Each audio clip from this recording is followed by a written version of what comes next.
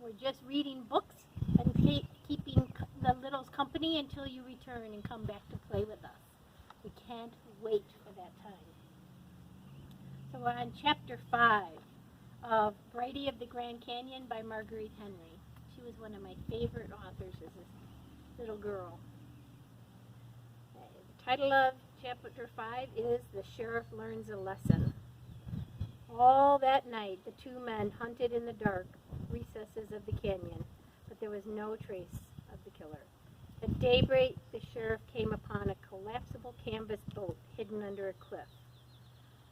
"I like to be quick reporting a crime," he exclaimed to Uncle Jim as he pulled out the bulky bundle. "We can scoot across the river in this, top out of the south rim, and be in the state's attorney's office before dark. He'll round up a whole posse to help us. Now, Jim, some way we got to get Brighty across the river so we can take turns riding him up the wall. Hiking down is one thing, hiking up is another." Tired after the long night, Uncle Jim was searching Brighty for ticks, not because a few less would make any difference, but because he mourned. He mourned old-timer, and there was a measure of comfort in doing something for his creature. The sheriff sputtered as he began untwisting the ends of the bailing twine wrapped around the boat. "Whoever used this last sure tied it up tight against the rats. Wish that burro could pick this with his big yellow teeth, instead of just standing there grinning and getting his tick squeezed." Uncle Jim came to help, but the sheriff waved him away. "You forget I'm a canyon man too," he said testily, "and a sight younger than you." Once he had the wire off, he demonstrated his strength by opening up the small boat as if it was an umbrella. Inside were a pair of oars and a roll of wire and 2 life preservers. "Here," Uncle Jim offered, "I'll help carry you to the river." The 2 men scrambled down the rocks to the water's edge, carrying the boat over their heads. Uncle Jim raised his voice above the river's roar. "She'll ship water unless you soak her first." "Delays," the sheriff fretted. "Always delays. Should be up to Flagstaff by now." He yanked off his boots and socks and rolled his trousers up to his knees, and then pushed the boat into the water, tilting it to let the waves slosh inside and out. Meanwhile, Uncle Jim inflated the life preservers, and Brighty stood sleepy-eyed, watching the river lick at the boat with its muddy tongue. A tattered puff of smoke blew across his face from Uncle Jim's pipe. "You'd get across faster if we swang over that cage, Sheriff," Uncle Jim said. With the stem of his pipe, he pointed to a wooden cage hanging from a single cable strung across the river. "Not me," the sheriff shouted. "I get dizzy in a little old tree hammock in my own yard, let alone riding in a swaying cage over the river." He wedged the boat between 2 boulders, then cupped his hands to his mouth to make sure he could be heard. "And I ain't taking no chances on losing you neither. You know old-timer's sister, and you're coming along so you can corroborate my story." Uncle Jim cupped his hands too. "I can't. Teddy Roosevelt's coming to hunt lion, and I'm heading up to the North Rim. Gotta go to work with my hounds." "You was heading that way," the sheriff yelled. "I'll see someone drives you around the rim to your cabin tomorrow, first thing." Brighty, tired of the talk, started to walk away. "Stop him!" the sheriff bellowed. "Stop him!"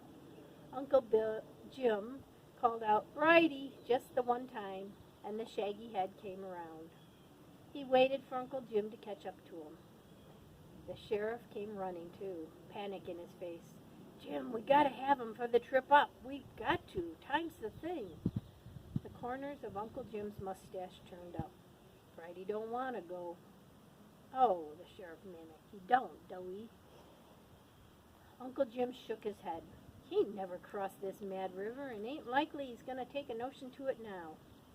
"Then how come he wets his feet in Bright Angel Creek a dozen times a day and won't cross the river even once?"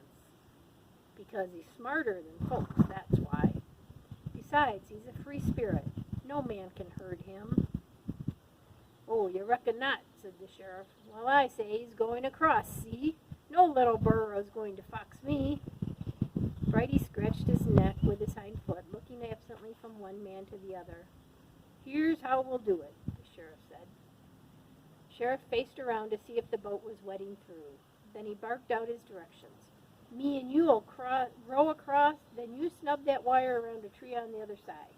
Whilst you snub in the wire, I'll row back with the tag end and tie it on Brighty. The sheriff rubbed his nose, proud of his plan. And then I'll push him into the river, and you can pull on the wire and drag him across. It's a plumb silly idea, Sheriff. He ain't gonna like it. See how his feet are planted in the sand? He's spoken his mind already.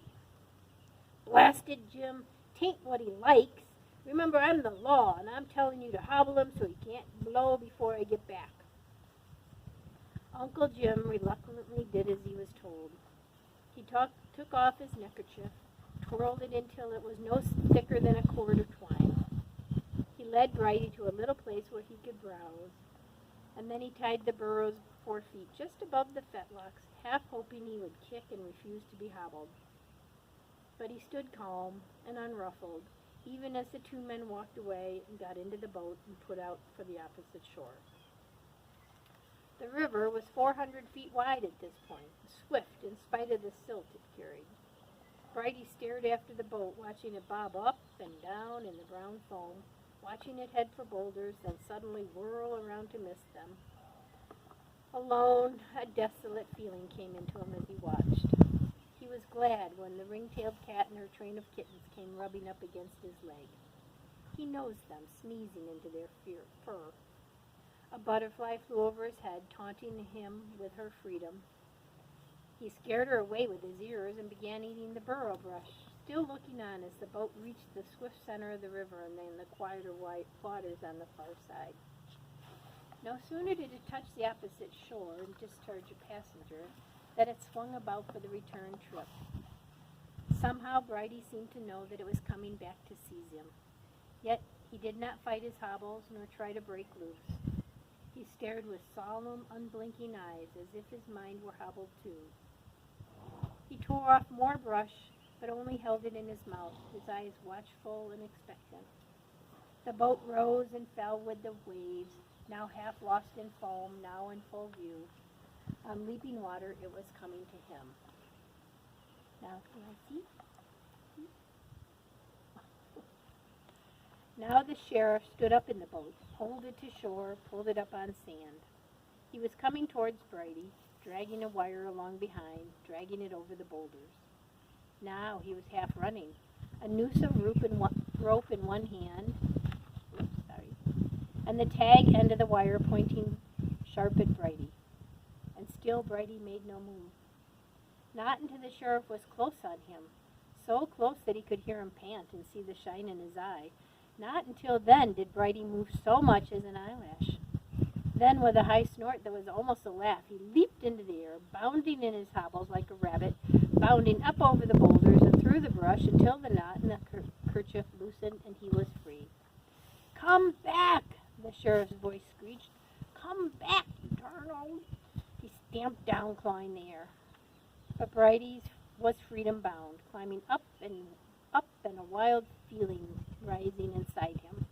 And far away on the opposite shore, a spry, laggard figure cheered him on.